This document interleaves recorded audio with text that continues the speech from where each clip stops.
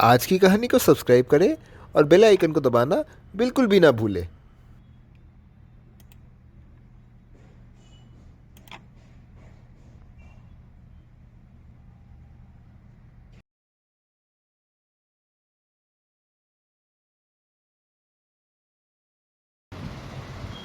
एक दिन एक व्यापारी दूसरे देश पर नए व्यापार के उद्देश्य से जाता है। उसके पास थोड़ा सा ही धन था, जिसके आधार पर वह विदेश भ्रमण करने को जाता है।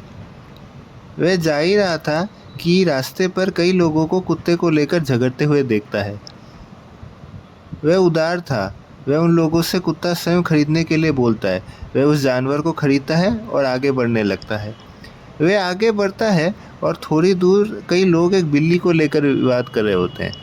वह उस बिल्ली को भी पहले जैसे खरीद लेता है। वह इन दो पशुओं के संग आगे बढ़ता है। वह बहुत देर तक बढ़ते जाता है और एक गांव को पहुंचता है। तभी कई लोग एक सांप को ढूंढते हैं और उसको मारने लगते हैं। व्यापारी उदार था और उसने उन लोगों से वह सांप को भी खरीद लिया। अंत में उसे पता चलता है और वह अपना सारा धन खर्च कर लेता है। उसका धन खत्म हो जाने के कारण से वह वापस घर को लौटता है।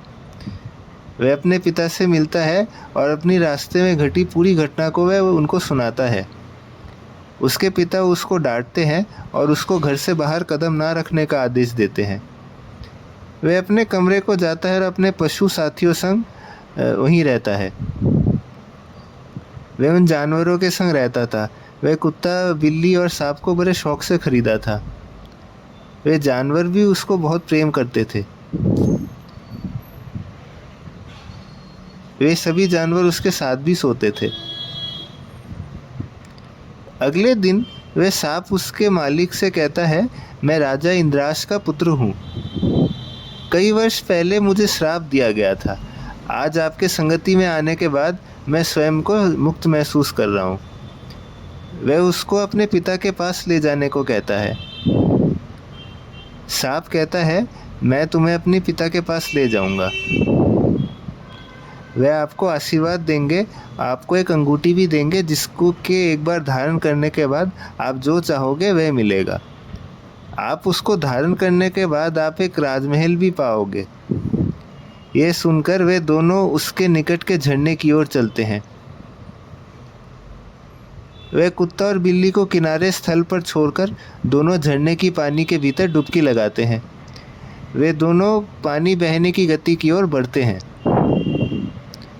वे जब सतह के भीतर पहुंचते हैं, एक साम्राज्य को देखते हैं। कई सिपाही देखरेख कर रहे थे। वह सांप स्वयं का और उस नौजवान का परिचय देता है। अंत में सांप अपने राजपिता के सामने हाजिर होता है। वह उसको अपने मालिक के बारे में बताता है। वह ये भी बताता है, इस नौजवान के कारण मैं यहाँ आपके पास आया हूँ। राजा प्रसन्न होते हैं और उसे उपहार सौंपता है और वह उसे सुनहरी अंगूठी और चम्मच देते हैं। वह नौजवान उस अंगूठी को धारण करता है और उसे आलीशान राजमहल और साथ ही एक प्यारी सी राजकुमारी प्राप्त करता है। वह चम्मच को थोड़ा घीसता है और अच्छे पकवान भी उसके निकट हाजिर होते हैं। वह नौजवान उस राजकुमारी को विवाह करता है और उसके संग बहुत वर्षों तक खुशी रहते थे। उस राजकुमारी के सुनहरे बाल थे।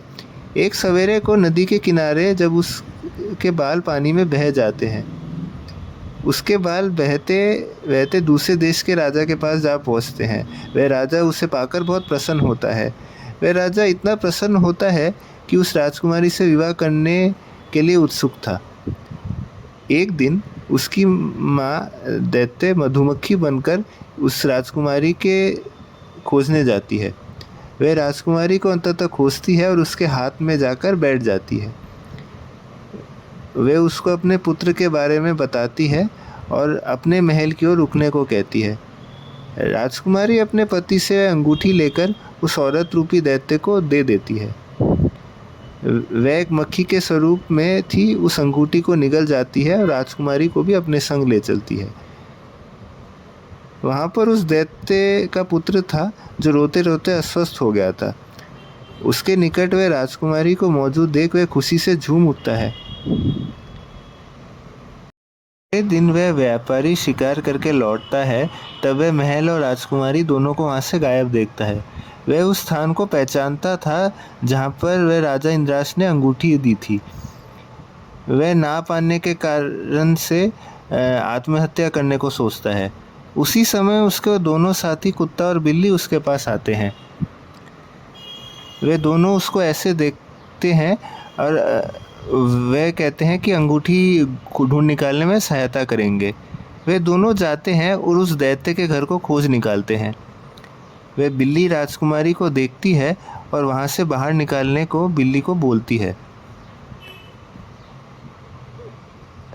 राजकुमारी उस अंगूठी को उस दैत्य से बाहर निकालने को उसे कहती है।